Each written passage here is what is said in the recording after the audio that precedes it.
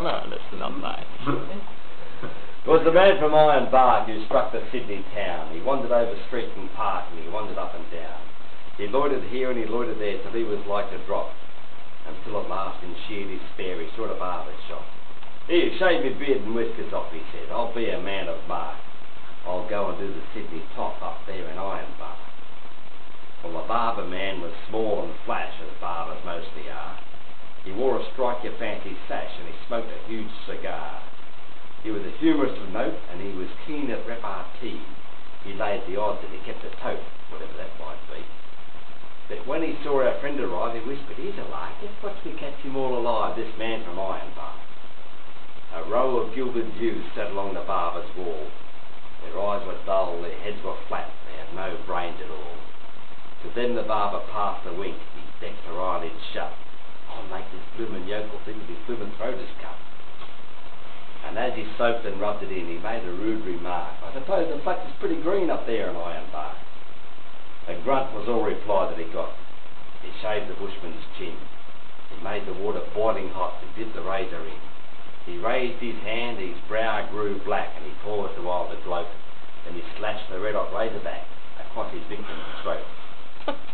Upon the newly shaven skin it made a livid mark. No doubt it fairly took him in, that man from Iron Bark. He fetched a wild up-country yell that might wake the dead to hear, and though his throat he knew full well was cut from ear to ear, he struggled gamely to his feet to face the murderous foe. "You've done for me, you dog, I'm beat, but one hit before I go. I only wish I had a knife, you blessed murdering shark, but you'll remember all your life this man from Iron Bark." He lifted up his hairy paw and with one tremendous clout he hit the barber on the jaw and he knocked the barber out. Then he set to work with tooth and nail to make the place a wreck, and he grabbed the nearest gilded youth and he tried to break his neck.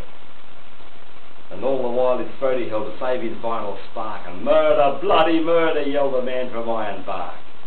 A peeler man who heard the din came in to see the show. He tried to run the bushman in, but he refused to go. And when at last the barber spoke, he said, "It's all in fun, it's just a little harmless joke, a trifle overdone." "A joke, by George, that's fine," he said, "a lively sort of lark. I'd like to catch that murdering swine some night in Iron Bark." And meanwhile, round the shearing floor, as a listening shearers gape, the bushman tells his story over and over and brags of his escape. Them barber chaps what keeps a tote, "By George, I've had enough. But one tried to cut me friggin' throat. Thank the Lord it's tough." And whether he's believed or no, there's only one thing to remark, that flowing beards are all the go, way up there in Iron Bark.